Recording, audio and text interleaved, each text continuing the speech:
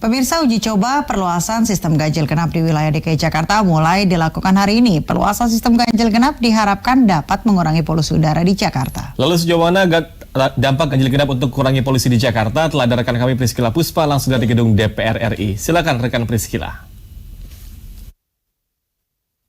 Reva, Tiara dan juga pemirsa, pemerintah Provinsi DKI Jakarta sudah menentukan sejumlah langkah untuk mengurangi polusi udara ibu kota, di mana melalui Ingup atau Instruksi Gubernur Nomor 60 Tahun 2019 tentang pengendalian kualitas udara, di mana salah satunya adalah mengenai perluasan kebijakan ganjil genap.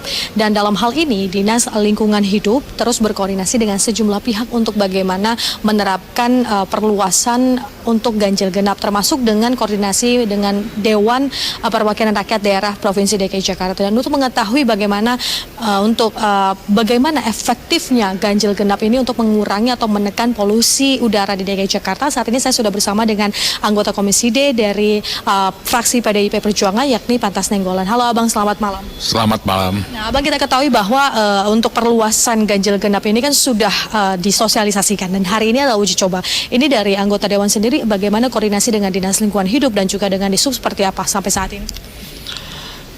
Ya, gagasan ganjil genap ini sebenarnya sudah jauh-jauh hari pernah kita suarakan, tetapi fokusnya memang untuk kemacetan, untuk mengatasi kemacetan. Sementara kita tahu juga bahwa kemacetan ternyata penyumbang terbesar untuk polusi udara.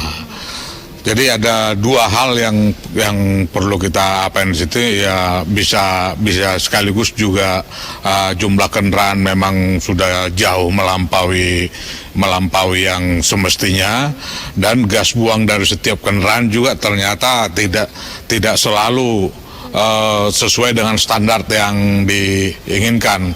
Bahkan mungkin bahan bakar kita juga mungkin secara kualitasnya kurang bagus, yang mengakibatkan gas buangnya itu ya tidak begitu, semakin memperburuk kualitas udara. Perburuk, iya. Nah, Bang, ini kan dari perluasan ini dari 9 ruas menjadi 25 ruas. Ya. Nah, ini menurut anggota Dewan sendiri, seberapa efektifnya sih kebijakan ganjil genap ini untuk menekan polusi udara? Ya, saya pikir cukup bagus, karena seperti yang saya sampaikan tadi, kemacetan adalah salah satu sumber. Dengan memperluas area ganjil genap, maka dengan sedikit banyaknya jumlah kendaraan yang melintas di kawasan tersebut semakin berkurang, kemacetan juga berkurang, dan dengan sendirinya polusi juga semakin berkurang. Tetapi sekali lagi ini kan bukan penyelesaian yang tuntas. Ini mungkin hanya mencoba mengurangi tanpa didukung oleh kebijakan-kebijakan lain, mungkin pada suatu ketika akan sama saja akibatnya. Di samping kebijakan-kebijakan seperti ini, saya pikir perlu juga ditingkatkan kualitasnya, khususnya angkutan publik. Karena memang pada waktu busway digagas, itu Transjakarta digagas, itu salah satu hal fundamental adalah merubah budaya. Nah, ini menjadi pro kontra juga dengan diterapkannya ganjil genap ini. Banyak yang masyarakat beralih bukan ke kendaraan umum, malah ke kendaraan sepeda motor. Ini seperti apa tanggapannya, Bang? Ya, terhadap sepeda motor sebenarnya waktu gubernur terdahulu sudah mencoba memberikan kebijakan, katakanlah tidak boleh melintas di kawasan Sudirman Tamrin. Tapi ya apa yang terjadi, kemudian terjadi pergantian gubernur, hal yang sama diberlakukan kembali. Artinya gubernur juga harus belajar harus memahami esensi dari setiap kebijakan dari gubernur terdahulu. Kalau itu bagus, kenapa tidak? Kita mengetahui pada waktu itu ternyata cukup efektif, aturan tersebut cukup efektif untuk mengurai kemacetan di kawasan Sudirman Tamrin, dan dengan sendirinya juga bisa mengurangi polusi udara di kawasan tersebut. Nah, jadi apa yang kita lakukan ini saya pikir masih kurang, dan DPRD sesuai dengan kewenangan yang dimilikinya pasti akan mendukung dari segi anggaran. setiap kebijakan-kebijakan yang bermanfaat untuk masyarakat luas, termasuk juga untuk mengatasi hal-hal yang saat ini sudah menjadi trending topik apa semuanya, ya itu tidak harus ditangani dengan segera. Tidak bisa lagi hanya dengan kebijakan-kebijakan yang biasa-biasa.